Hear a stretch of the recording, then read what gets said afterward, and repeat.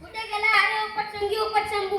काय रे असा उपटशंभूसारखा काय रडतोयस माझ्या नावानं? बरं ते जाऊ दे, आज आपल्या महाराजांची सभा होती ना? आहे ना, पण महाराज कुठे आहे?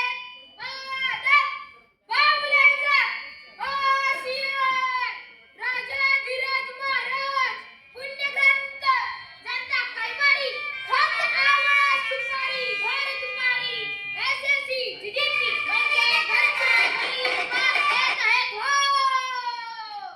सिट डाऊन मंडळी, सिट डाऊन. बर सेनापती कशी आहे सीमेवर हालचाल? आपल्या सीमेवर पिंडोर चालले काय महाराज? अजून मधून पलीकडचे राष्ट्राकडे मल्लवाद राहतात म्हणून का आपण त्यांच्यावर लगेच हल्ला करायचा का? छे छे मग त्याच्यानं आणि आपल्यात फरक काय? ते हल्ला करतात तर मग तुम्ही काय करता? त्याने सारखा पलीकडच्या राष्ट्राचा धिक्कार करून त्यांना गंभीर इशारा देतो अगदी कडक शब्दात. मग पुढे काय होतं? काय होणार? सतत वापरून पुन्हा त्यांचा हल्ला आम्ही पुन्हा गंभीर इशारा देतो अगदी कडक शब्दात. उत्तम उत्तम, अति उत्तम. बर प्रधानजी कशी आहे राज्याची अंतर्गत परिस्थिती? उत्तम उत्तम आहे महाराज. प्रगतीचा आलेख वर वर वर वर चढतच चाललेला आहे. श्रीमंत अधिक श्रीमंत, गरीब खूप कष्ट करून अधिक गरीब होत आहे. बर भ्रष्टाचाराची स्थिती कशी आहे? महाराज आम्ही भ्रष्टाचाराच्या विरोधात आहोत. आमच्यापैकी कुणीही थोडा भ्रष्टाचार केला नाही. थोडासा भ्रष्टाचार करणे हे चुकीचे आहे. आता पैशात नाही रुपयात बोला, हजारात बोला, लाखात बोला, कोटीत बोला आणि पेटीत बोला. महाराज आम्ही भ्रष्टाचाराच्या विरोधात आहोत. बर ते राहू द्या, आम्ही आत्ताच प्रदेश दौऱ्यावर परतलो. हा हा हा, काय तो देश, काय त्या बिल्डिंगा, काय त्या रस्ते, काय त्या गाड्या. महाराज काय बाहेर एक शेतकरी आलाय. कोण आहे रे तिकडं? हुकूम महाराज. जा शेतकऱ्याला सांग की त्याला राजाधिराज चक्रमात्य महाराज एसएससी जीजीपी यांनी बोलवले आहे आणि हो त्याला नेमक्या नाही दे म्हणजे झालं. जी महाराज. आई आपले महाराज बहिरे आहे. जरा जोराने बोला आणि आपले महाराज किती लंडन किती टोकियो आहे. नाही अरे वेड्या, जे आपले महाराज चांगले आहेत ते किती फोकस बघत असतात आणि त्याच्या माणसाकडे बोलत असतात. हा असंच आपला गैरसमज होतो. महाराज आपल्याकडे बोलत असतात असं होय. असं सरकारी 20 रुपये कशाचे साहेब? Consulting fee. ती निरक्षरांनी तुझी आणि महाराजांची भेट होऊ देणार नाही. हो सेवक साहेब, मी अगोदरच भिकारी, दरिद्री, दुःखी, माझ्याकडे कुठून येणार एवढे पैसे? महाराज काही तुला भेटत नाही असं कसं म्हणता साहेब? हे आणलं तेवढं उरलं माझ्याकडे, तेवढं घ्या पण मला आज सोडा. ठीक आहे, तुला काम करतोस तर तू बाजूला शर्ट काढ.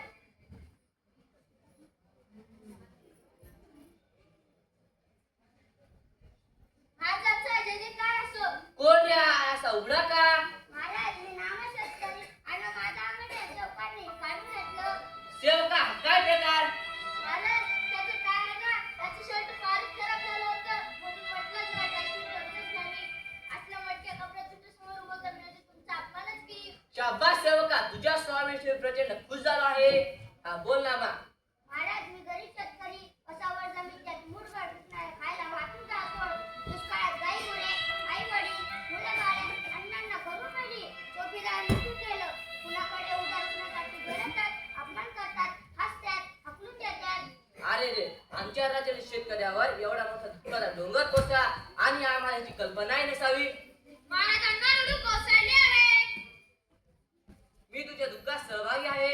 आता तुझं दुःख कमी करतो. प्रधानजी आत्ताच्या आता आपल्या तिथे तुझ्याला सोन्याच्या खंडे, भरपूर वस्त्रे, अलंकार, पक्वाने आणि एक वीर, 10 बैले आणि 2 म्हाताऱ्या वडील एवढे सगळे देऊन टाका. नको बाळ नको, यापैकी मला काहीच नको. फक्त दुःखी माणसाची जी प्रवृत्ती आपल्या प्रजेत आहे ती नष्ट करायची एवढीच माझी मागणी. हत्तीच्या एवढंच ना करू की इलाज. प्रधानजी आत्ताच्या आता राजन एकमेकांच्या दुःखात सहभागी झाले पाहिजे म्हणून सगळ्यांनी आपसा रडत बोललं पाहिजे. जो कोणी राजांना मोडेल त्याला आपण गड्यावर लोटून द्यावे, नंतर हत्तीच्या पायाखाली देव फासावर चढवावे, शेवटी त्याचे हातपाय तोडून तो राजांना मोडणार नाही असे लिहून घ्यावे. कसे आहेत का महाराज? आत्ताच जाऊन मी पिटवतो. ऐका हो ऐका, आजपासून समजांनी रडत बोलण्याचं धडा ठेका. जो कोणी रडणार नाही त्यावर येईल प्रसंग बाका. बोलली राजांना मोडून त्याला शिक्षा द्या दंडाची. बोलली समजांनी रडत रडतच करायची. ऐका हो ऐका.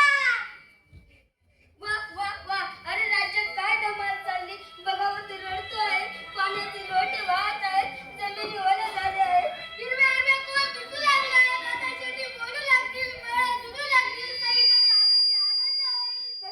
होत आहे बघ.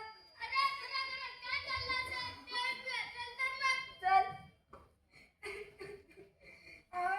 ऐकलत का? दादा तुझं काय करतो? आपला बंडू.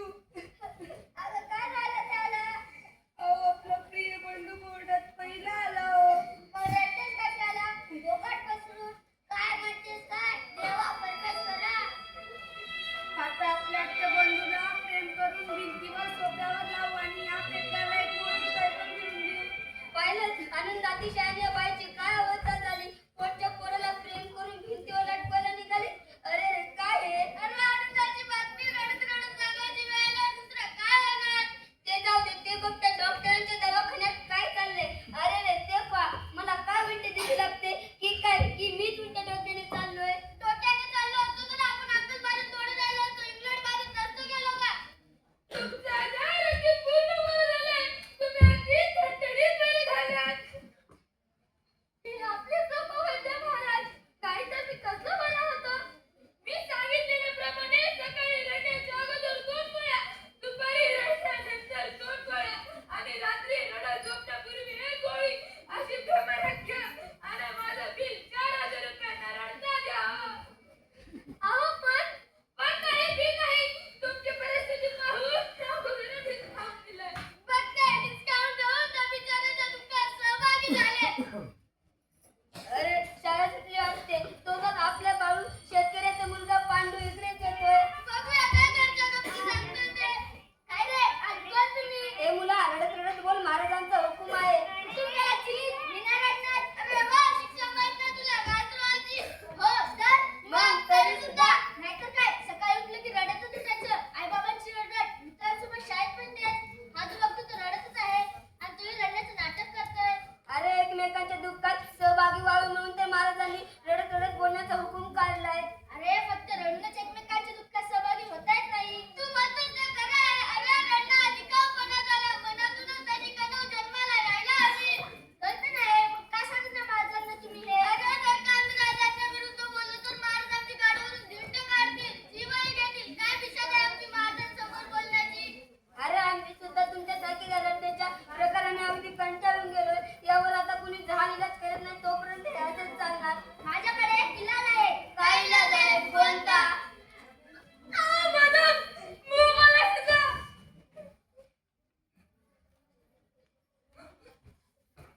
मग कशी अहवाल आहे आपल्या राज्यात? उत्तम आहे महाराज, उत्तम आहे. नावडत्या महाराजांचा जय जयकार असो. महाराज कळण्यात अत्यंत वाईट वाटते. अहो पण दुःखद प्रसंग कोणता ते तरी सांगाल काय? अगं दासी महाराजांना भरपूर शोक झाले ना. माझ्यासाठी चांगलं केशर बदाम टाकलेला भरपूर दूध घेऊन ये हो.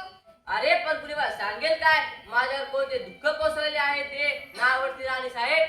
मी आपल्या दुःखात सहभागी आहे. प्रधानजी. महाराजांचा जय जयकार असो. मी आपल्या दुःखात सहभागी आहे. अरे पण कुणी मला सांगेल काय माझ्यात कोणते दुःख गुजरले आहे? दुःख फार मोठे आहे महाराज. अरे सेवका महाराज खारी बदाम लाडू आणि दूध घेऊन या बरे. महाराजांच्या बरोबर रडण्याची एक्स्ट्रा एनर्जी नको का मला? अरे अशा नका कोणत्या दुःखात सहभागी होत आहे. हे तर वरवरच झालं. अर्थ शून्य सांत्वन झालं. जर कोणत्या दुःखात सहभागी व्हायचं असेल तर मनापासून व्हा. असं रडून भिकून नाही कोणत्या दुःखात सहभागी होत आहे. आता बऱ्या बोलत सांगता की उडून मुडकी एकेकाची. सांगतो महाराज सांगतो. आपले आवडते राणी साहेब निवर्तल्या. म्हणजे काय? म्हणजे त्या गेल्या. कुठे गेल्या? माहेरी गेल्या की शॉपिंगला गेल्या? नाही नाही त्या देवाघरी गेल्या. त्यात काय विशेष? त्या दररोज सकाळी देवघरात जातात, पूजा करतात आणि येताना आम्हाला महाप्रसाद घेऊन येतात. देवाघरी म्हणजे त्यांचे निधन झाले महाराज. राणी साहेब, अरे देवा काय झालं?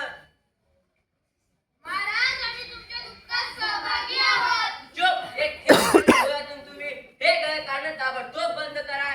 या वरवरच्या सांत्वनानं मला दिवसा मिळण्याऐवजी मला स्नात झालाय. मी आता तुम्हाला सुळावर चढवतो. सेवक थांबा महाराज थांबा.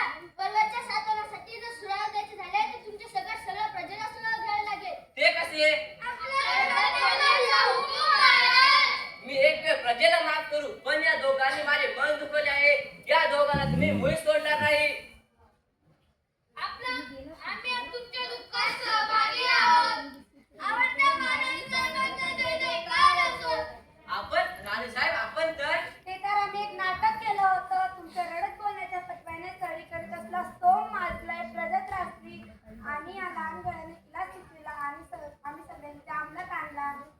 पांडू. होय महाराज, लोकांनी तुमच्या दुःखात वरवर सहभागी झालेले. तुम्हालाही किती दुःख झालंय पाहिलं ना. आता तरी तुमचे डोळे उघडलेत ना. पांडुबा, आज तू माझे डोळे खरंच उघडले सर. फक्त मी राजा म्हणून माझे निर्णय नेहमी योग्य असेल हा माझा अंधविश्वास होता. पण प्रजेचे एकूण निर्णय घेणे हीच खरी राज्यकारभाराची परीक्षा आहे. महाराज, राज्य चालते पत्त्याने नाही तर जनतेच्या मनाने.